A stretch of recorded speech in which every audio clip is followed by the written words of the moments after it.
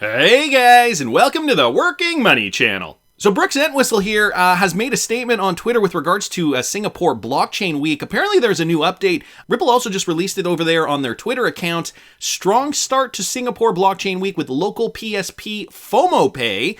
Is that fear of missing out pay? Using Ripple's on-demand liquidity for crypto enabling treasury management. The future of payment infrastructure will be powered by crypto and blockchain, and we're excited to build more real-world utility. Welcome to the Ripple team. So, Brooks Entwistle here even saying, with this company now wanting to utilize on-demand liquidity, this just builds more real-world utility for XRP, pushing more demand for XRP, obviously with more demand for XRP in every kind of facet. That means we're going to see eventually a higher price for XRP. So, people down here just congratulating them, like Winston Buki, fantastic. Solving real-world problems, of course. Katie Mitchell, congratulations to Ripple and FOMO Pay team. And so here's the statement directly from Ripple's blog. FOMO Pay to utilize Ripple's on-demand liquidity for crypto-enabled treasury management. And again, this is a Singapore-based company, so we know Ripple does have deep ties with the Monetary Authority of Singapore, for example, but also many companies that are based in Singapore. And so FOMO Pay is just one of the latest now to be using their on-demand liquidity or ODL platform. So it says here, ODL leverages XRP, the digital asset built for payments, as a bridge for two fiats. As we know, historically, ODL has been primarily utilized for cross-border payments to help payment service providers and small to medium-sized enterprises manage trapped capital that could better be deployed to help grow and scale their business. So the idea here with ODL is that you do not have to put out that capital in order to make payments. You can leverage XRP on demand, as they say, on-demand liquidity, right? You can leverage the XRP for that liquidity anytime you need it to make payments 24/7. However, traditional treasury payments are subject to the same pain points. As this points out, by leveraging ODL for treasury payments, FOMO Pay is able to get 24/7 all year round access to liquidity for Euro and USD, thereby enabling same-day settlement globally. ODL for treasury payments makes it easy for PSPs like FOMO Pay to improve internal business cash flows, thereby allowing them to reduce business costs and improve operations. Prior to using ODL, FOMO Pay's treasury managers had to use other modes of payment in Euro and USD, where funds would take 1 to 2 days to reach destination accounts. So, for example, if they were using SWIFT, it could have been up to 5 days. Maybe if they were lucky, it was 1 to 2 in some cases. But the whole point is they are eliminating the whole idea of Nostro and Vostro accounts to have that capital tied up, as they mentioned earlier, right?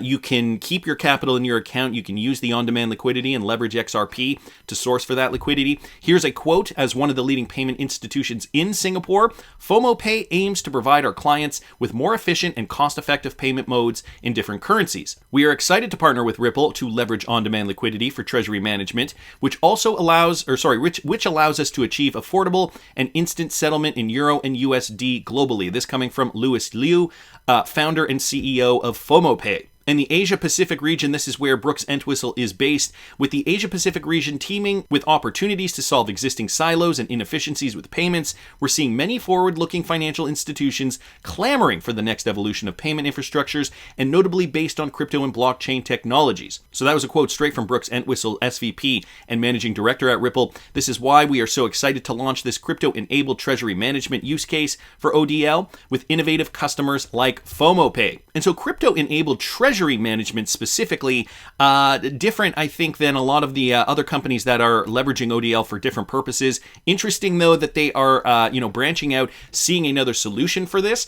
And I guess this is why this is making big news. I mean, Ripple generally has partners partnering up with other companies. They don't really tend to make a big deal about a lot of them. I mean, it could be because they have NDAs. However, this one here, stating straight out, another company utilizing ODL, leveraging XRP for that liquidity. And so another use case for XRP, as I keep saying, every little bit counts. Another use case equals more demand for XRP. And, on the heels of this, we're also seeing companies like Tranglo. We know that they're already teamed up with Ripple, but here's some news with regards to the Global E-Money Alliance, or GEA. Tranglo and Ripple gave GEA maximum working capital to grow their business. In just 3 months, 70% growth in transactions and 3 times the processing value. So Tranglo just posted this, how Tranglo enabled global social banking leader GEA to increase their cash flow. Another great example here of where we're seeing these Ripple-enabled companies really kind of help other companies and organizations improve their bottom line. In this case, Global E-Money Alliance is a fintech solution launched on a simple premise: to improve the world's financial inclusion via innovative technology. Its social banking platform aims to help customer-centric financial institutions deliver real-time transfers and reduce transaction drop-offs. And so today, GEA has a network that reaches more than 160 countries, connecting millions of merchants, partners, and their customers to their preferred payment destinations. And so, of course, there's the challenge as well. They have an extensive payment network. However, frequent cash flow problems occur due to funds being tied up in multiple intermediaries, which was unavoidable as it has to ensure it could cater to real-time and rapid money flows across borders. Enter Ripple, and of course, now this is obviously being managed. To overcome this hurdle, GEA has to create a treasury team and expand it to better manage liquidity, increasing its operational costs. And then it just gives some statistics about that. 2 times the overhead, delays, and drop-offs in transaction has decreased. So the solution we knew that GEA needed, an immediate change to the way they funded transaction requests. Using another fund and send system would not be helpful, as it would not solve their cash flow problems. They needed more control over their own funds, and fast. And so boom, what do? Onboard this organization with on-demand liquidity. Tranglo's close partnership with Ripple, the leading enterprise blockchain solution for global payments, allowed us to propose Ripple's on-demand liquidity service to GEA. ODL is a service that leverages the digital asset XRP, as we know. GEA did have another question though. Why sign up for ODL through Tranglo? Interesting question. We told them that going through Tranglo gives GEA access not just to RippleNet, but also Tranglo Connect, our payment network with global coverage that is reliable, user-friendly, specializes in delivering total connectivity in the APAC region. They were sold. So the result, and some of these statistics are great, in just 3 months only, guys, GEA saw 70% growth in transactions, as I mentioned earlier. There were marked improvements across the board, but significantly across 3 key areas. So 3 times the processing value, 2 times lower overhead, and 5 times consumer retention. So all great metrics here for companies that want to maintain their position against their competitors, right? You need to have a better mousetrap and able to compete. And so through Tranglo, leveraging RippleNet, they are able to do so. So 2 great brand new examples of where ODL is really kind of changing how cash is being sent. One case through Tranglo and GEA, and of course through Singapore-based FOMOPay. Huge news there, guys. Also wanted to mention this report here brought to us by the Wrath of Kahneman. Okay, and this has to do with more CBDC developments. This published by JP Morgan and Oliver Wyman, okay? It's an excellent resource for understanding the systems. As the table below mentioning Ripple shows, though, there are some problems. For instance, not too much distinction made between production and prototypes. So this again brought to us by JP Morgan and Oliver Wyman. 2 companies looking into this. They've looked at commercial efforts through different organizations like CLS, Swift, Finality, and Ripple. And you can see they've categorized them, they've scored them low cost, how efficient are they at it, instant settlement, and transparency. And some of the challenges with Ripple specifically.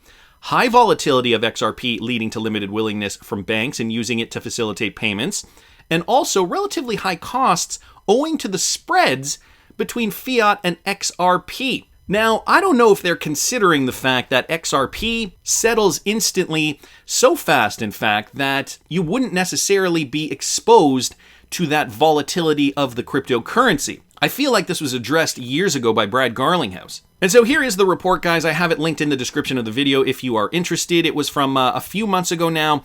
But, they're looking at DLT technology. Again, let's not forget the organizations that were involved in this, Oliver Wyman and JP Morgan. The other thing I want to point out is this. Remember what JP Morgan said if Ripple wins the SEC lawsuit. XRP is poised for significant adoption. So JP Morgan, although, in this report they are a little critical, we do have to remember their stance on XRP, and they do see it as a valuable asset, obviously seeing it poised for significant adoption once we finally get some clarity in this case. Nevertheless, they're being a little critical with this.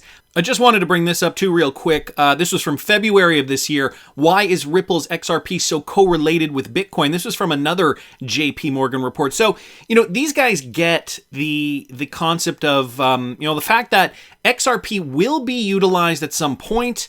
But they're smart enough, the people analyzing this are smart enough to also understand that the coin is still correlated with Bitcoin in this spec market. A JP Morgan report has delved into some unanswered remittance questions, including the ripple effect. The blockchain specialist has connected to more and more banks, but the price of XRP continues to follow Bitcoin. I guess I should say earlier on in the statement, they say Ripple is working with banks to build infrastructure, but no banks are currently actually using the coin. Well, at least no American banks thus far, because we have that lawsuit. Of course, they do know, as I just mentioned a moment ago, once we do get that clarity, we will likely see this change.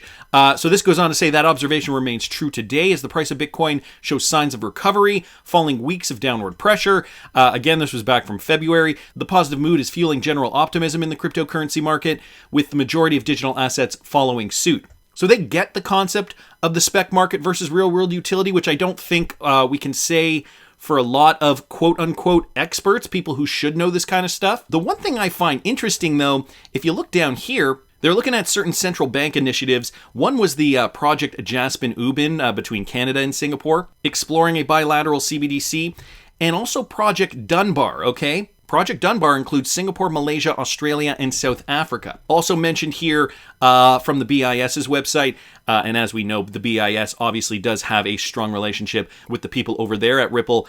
So they mentioned this, Project Dunbar. Of course, these central banks involved in this project, central banks that are also connected to Ripple. So note down here, a perfect score, a highly integrated international collaboration with global scale requires a significant amount of coordination and negotiations. Which then begs the question, which company, other than Swift of course, has the deepest connections with central banks? Of course, Swift is on the out, so I think we can eliminate them from the discussion unless they do come up with something equivalent or better than XRP and RippleNet. But the answer there is Ripple and XRP. So, despite this, despite the fact that, I guess they have to be diplomatic here, they have to list honestly what the challenges could be. I have a feeling that, JP Morgan, they're just waiting for that clarity in the United States in order to adopt RippleNet and XRP. And we know Ripple already has partnerships with a lot of these central banks, especially the Monetary Authority of Singapore, who is involved in both Jasper Ubin and Project Dunbar. So all this, right, I feel like we're just waiting for that clarity. Obviously, we are seeing it in other countries with the ODL adoption through FOMO Pay and through Triangulo's GEA connection. And when there is a liquidity crisis, I believe there's already one looming. If you didn't catch this morning's video, I'll link it up here in the top right-hand corner. But we got that as well, right? XRP and RippleNet implementation is going to come to the rescue, save markets from the lack of liquidity. That's just my opinion, but I want to hear what you guys think. Please subscribe to the channel if you haven't already. Like the video if you like the content I'm providing. I always love hearing your comments. See you in the next one, guys.